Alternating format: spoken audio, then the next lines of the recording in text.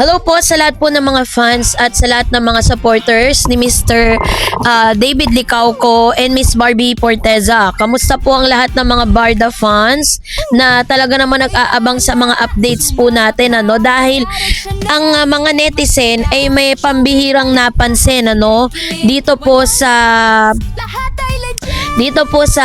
kay Mr. David Licauco, dahil ito po ay isa sa pinaka na talagang parang may kakaibang nagaganap ngayon kay Mr. David Licauco. Parang meron siyang gustong patunayan sa publiko.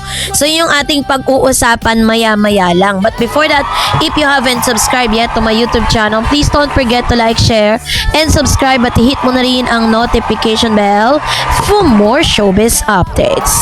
So bago tayo magpatuloy sa ating updates for today's video, of course nais ko pong pasalamatan kayo for always watching and trusting this channel. Thank you so much sa inyong laging panonood at palagi ang pagsubaybay sa mga updates po natin. Maraming salamat po. At ngayong araw, ito na pag-usapan na natin ang ilan sa mga kaganapan, kasi may maganda pong pinaghahandaan ngayon. Ito pong si Mr. David, dahil kung mapapansin po ninyo, pinaghahandaan po ngayon ni David Licauco yung kanyang Hyrox, kasi dahil po siya po ay pasok doon sa panibagong batch na lalaban bilang isa sa mga representative doon po sa competition na yon, ay pinaghahandaan ni Mr. David yun. Grabe po yung kanyang mga workouts ngayon. Grabe yung kanyang pagpapalakas, talagang pinaghahandaan niya ng todo. Ito pong nasabing event, Talagang gustong patunayan ni Mr. David Licauco na hindi lang siya basta artista, hindi lang siya basta businessman, but he's also a athlete, Pwede niya rin pong ipagmalaki yung sarili niya bilang atleta ng Pilipinas. Dahil yan po ay kinikilala na rin, dito po sa ating bansa. And bawat bansa po, meron silang representative. At isa si David po sa mga representative ng ating bansang Pilipinas. Hindi man ganun ka, hindi ganun ka prominent, pero may laban pa din, May laban tayo para kay David Licauco. So this time, eto na, napapansin kasi ng mga netizen na ako po ay myself, nakita ko rin talaga na ang laki ng improvement ni Mr. David Licauco when it comes to acting. Kasi pinanood ko po yung isa sa mga segment niya dito po sa Never Say Die, Nakasama niya si Jillian Ward. Aba, mukhang talagang talagang nailed niya. Kumbaga parang kuhang-kuha niya ang masa doon po sa kanyang pag-acting, doon po sa nasabing Never Say Die. Kasi 'di ba, sa maraming panahon na siya po ay kasama ni Miss Barbie Porteza, puro panlalait ang nararanasan ni David. Sinasabing kulang pa raw si David sa kanyang acting prowess, doon sa acting ability niya, para talagang mapantayan niya yung acting ability ni Miss Barbie Porteza. So good thing na nagkaroon sila ng kanilang mga solo era, kasi mas na-practice ng todo. Kasi si David kasi parang naging comfort zone niya si Barbie. Sabi niya nga sa mga interview niya, 'di ba, parang kapag si Barbie yung kasama niya, kabisado niya na si Barbie, kabisado niya na kung paano yung atake ng arte niya, paano niya atakin yung isang eksena kasama si Barbie. But this time, dahil kakaiba yung environment, parang naging versatile siya. Alam niya kung paano niya isi-switch yung kanyang character. So kung mapapanood, kung kayo po ay nagnonood ng Never Say Die, masasabi ko na excellent siya dun sa kanyang pagganap bilang isang investigative journalist, kung saan sila po ay pinagtatambal ni Jillian Ward. At kitang-kita natin talagang ang dami na ring natutunan si Mr. David Licauco nung kasama niya pa si Miss Barbie. And I think dahil po talagang sobrang pinapractice, sobrang ine-expose at inihahanda si David sa mas malalaki pang proyekto, kaya po talagang sinasabak siya sa mga ganitong klase ng mga teleseries na hindi kasama si Barbie. Kasi 'di ba parang kumbaga parang wait lang, hintayin mo ako, magpa-practice lang ako, magpapagaling ako para pag magkasama tayo is makapapantay ako doon sa range ng abilidad mo bilang isang actress. Parang gano'n yung nakita ko if you're going to transpose those situation into words, 'di ba?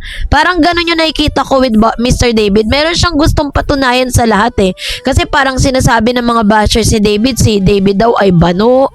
Si David daw ay wala naman daw ipagmamalaki. Even the looks, wala naman. No, ang dami kasing panlalait ginagawa. Sinasabi nila na wala naman daw talagang dating si David kapag nakita mo in person. Parang ordinary lang daw yung looks niya, ganun. Kasi when it comes to looks naman kasi, maaaring sa'yo, hindi, sa mga bashers, hindi gwapo si David, wala siyang dating, 'di ba? Kasi iba-iba tayo ng taste eh. Maaaring yung kagwapuan ni David ay hindi po pasado sa ibang tao. Meron din naman talagang sobra yung paghanga kay David dun sa kanyang looks. Kasi iba-iba kasi siya, 'di ba? At the same time, is talagang may kanya-kanya naman tayong opinion. Pero what is good thing about this is that talagang pinagbubuti po ni Mr. David Licauco yung kanyang turf, yung kanyang career, yung kanyang acting prowess para talagang maipagmalaki siya, no? Kasi kung mapapansin po kasi ninyo sa GMA, talagang binibigyang diin at ini-expose si David kasi parang siya yung next Alden Richards.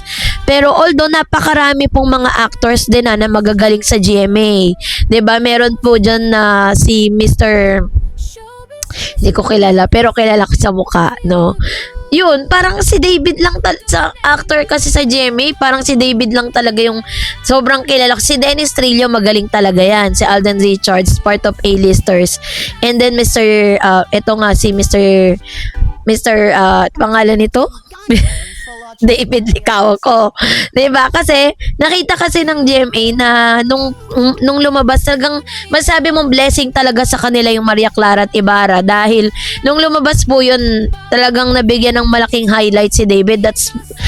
Yun yung kauna-unahang proyekto ni David na na-expose siya ng todo tas nakilala siya sa publiko and sa piling pa ni Miss Barbie Fortesa, 'di ba? Na napakagaling na actress din.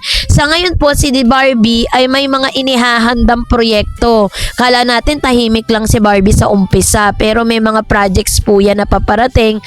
At alam nyo, si Barbie nag-aantay lang naman at si David Licauco ng desisyon coming from the bosses, 'di ba, ng GMA. Kung kailan ba talaga yung tamang timing? Kasi there is always a good timing for everything 'di ba? Meron tamang timing para sa kanila. Maaaring may mga projects sila ni Mr. David Licauco na hindi ganoon kataas yung earnings. Pero ano naman, kumita naman pero hindi nila napantayan yung iba. This is real talk So I think tama lang talaga na bigyan sila ng solo era para naman sila, kumbaga parang mabigyan sila ng chance at makapaghanda sila para sa kanilang maganda at upcoming projects. Ako po ay isa sa mga umaasa na sana marinig ng GMA na talagang mabigyan sila ng panibagong proyekto ng pagsasamahan nila kasi it's been a long time, 'di ba? I think parang kala mo nga 10 taon na silang hindi magkasama.